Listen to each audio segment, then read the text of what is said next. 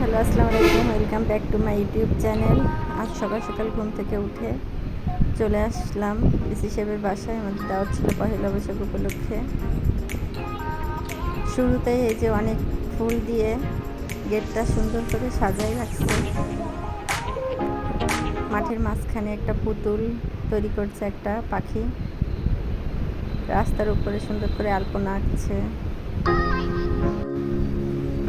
এখন এই যে পোলো, ঐতিহ্যবাহী পোলো মাটির কলসিগুলা সুন্দর করে ডিজাইন করছে, মঞ্চ সাজিয়েছে।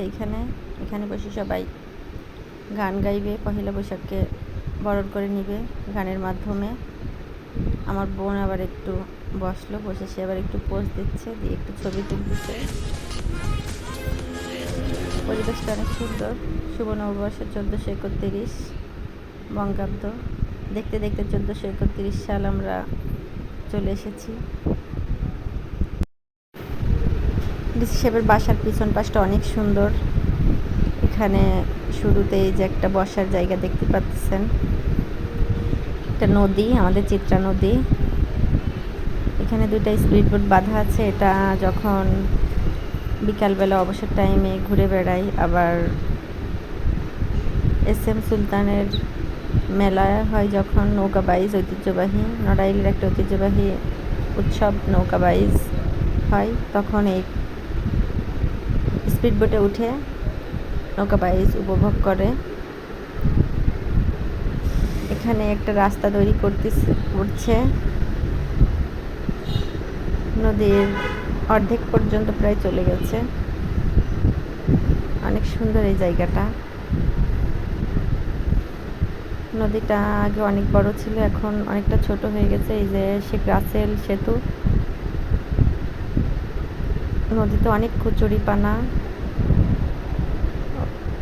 ওই সাইডেও একটা এরকম একটা তৈরি করা আছে, বসার জায়গা আছে এখানে।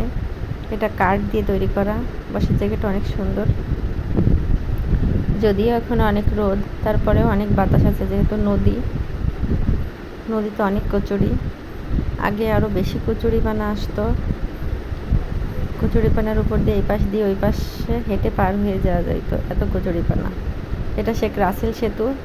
এটা মূলত বেলি ব্রিজ। এটার উপর দিয়ে মানুষ হেঁটে হেঁটে পার হয়। আগে যখন ছোট ছিলাম তখন নৌকা চলতো নদীতে, নৌকা পার হয়ে আমরা স্কুলে আসতাম। এখন আর সেই কষ্ট করার লাগে না। ব্রিজ হওয়াতে কাজটা অনেক সহজ হয়ে গেছে। এই যে সবাই হেঁটে বেড়ায় এসে সবার একটু ক্ষুধা লেগে গেছে, এই জন্য হালকা পাতলা নাস্তা করছে।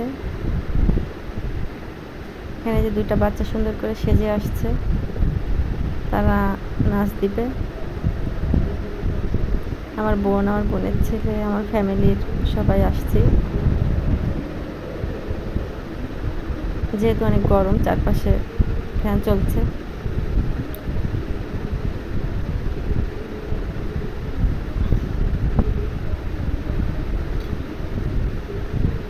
শুভ নববর্ষ।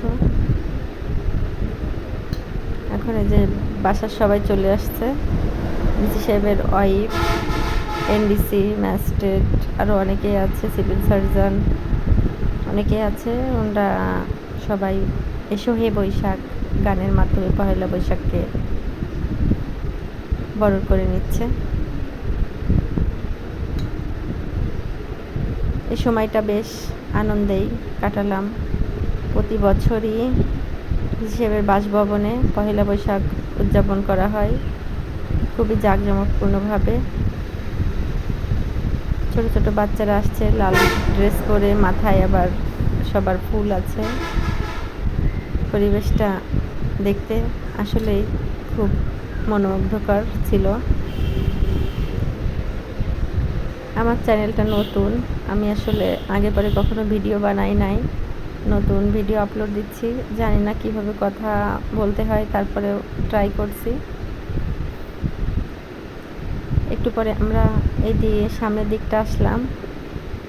এখানে মাঠের মাঝখানে একটা পাখি তৈরি করছে। পাখিটা অনেকই সুন্দর।